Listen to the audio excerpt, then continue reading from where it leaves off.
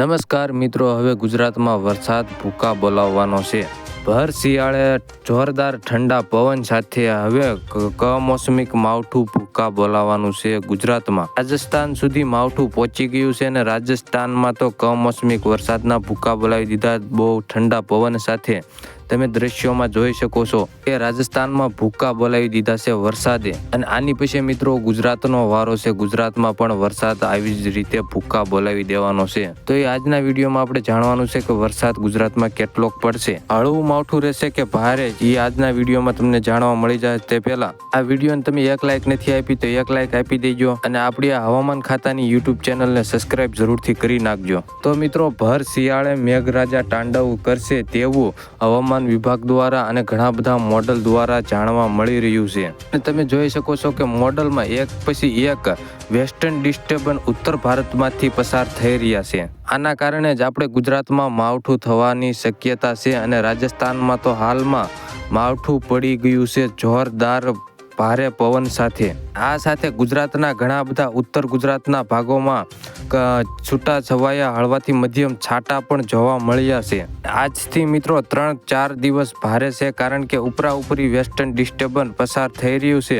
એટલે 3-4 દિવસમાં જ માવઠું આવવાની શક્યતા વધી જશે. આજે છે 23 તારીખ અને શુક્રવાર. આજના હવામાનની વાત કરીએ તો જે કચ્છના ભાગો છે અને સૌરાષ્ટ્રના ભાગો છે, જે દરિયાકાંઠાના વિસ્તારો છે, તેમાં હળવાથી મધ્યમ વરસાદના છાંટા પડવાની શક્યતા છે અને વાદળછાયું વાતાવરણ જોવા મળી શકે છે. હવે વાત કરીએ આપણે કચ્છની.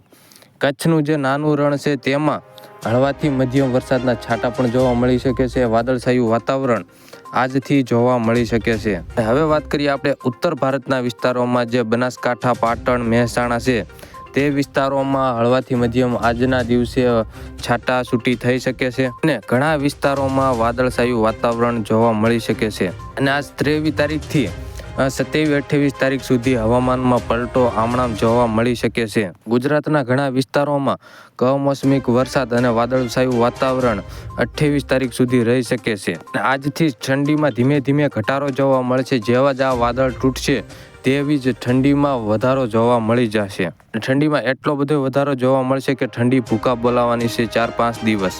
પણ અત્યારે તો માવઠાનો કેર છે. ખેડૂતો માટે આ મોટી એક આફત ગણી શકાય, કારણ કે અત્યારે શિયાળુ પાક ઘણા ખેડૂત મિત્રોને વાવેતર હોય છે. આ પાકમાં આ માવઠું નુકસાન કરી શકે છે. 27-28 તારીખ સુધી ખેડૂતને સાવધાન રહેવું જરૂરી છે. ઉત્તર ગુજરાત અને રાજસ્થાન વિસ્તારોમાં તો માવઠાએ ભૂકા બોલાવ્યા છે. માવઠાએ એન્ટ્રી લઈ લીધેલી છે જોરદાર પવન સાથે. ઉત્તર ભારતના વિસ્તારોમાં ઉપર 3 વેસ્ટર્ન ડિસ્ટર્બન્સ પસાર થવાના છે.